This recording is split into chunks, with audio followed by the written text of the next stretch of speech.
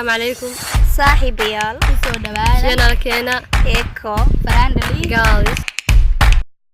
like share and subscribe maanta waxaan ka hadli doonaa dhibaatooyinka ay u leedahay bacaha.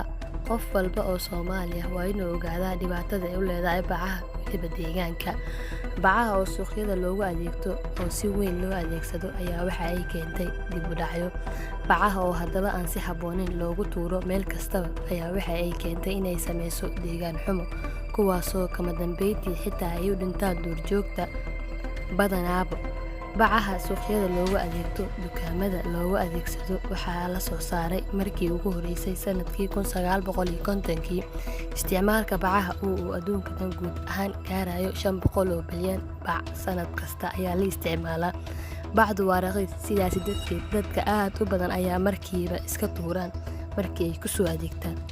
bacdu waxa ay noqotaa cadowga ugu weyn ee deegaanka, waayo ma noqoto mid degdeg ku baaba'da.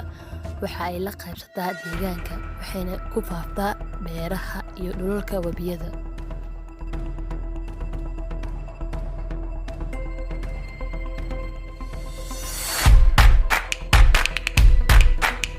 bacdu waad aragteen Soomaa iyadoo bambooyin ugu socda. imagine 20 sano hadda kadib magaalada dhan bac ayay noqonaysaa. adduunka ma jiro meel bac laga isticmaalo sida anaga u isticmaalno caalamka. aynu dhahna naga daaya bacaha.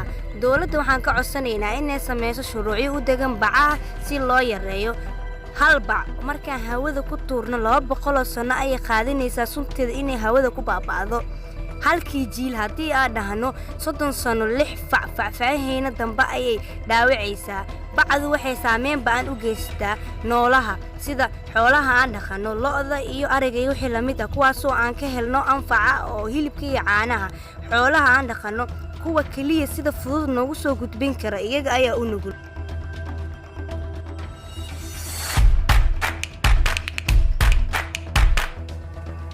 talaabooyin lagu dhiirigelinayo in bacaha marka la isticmaalo si aanan la iskaga tuurin ayaa keentay in qiimaha bacda sare loo qaado.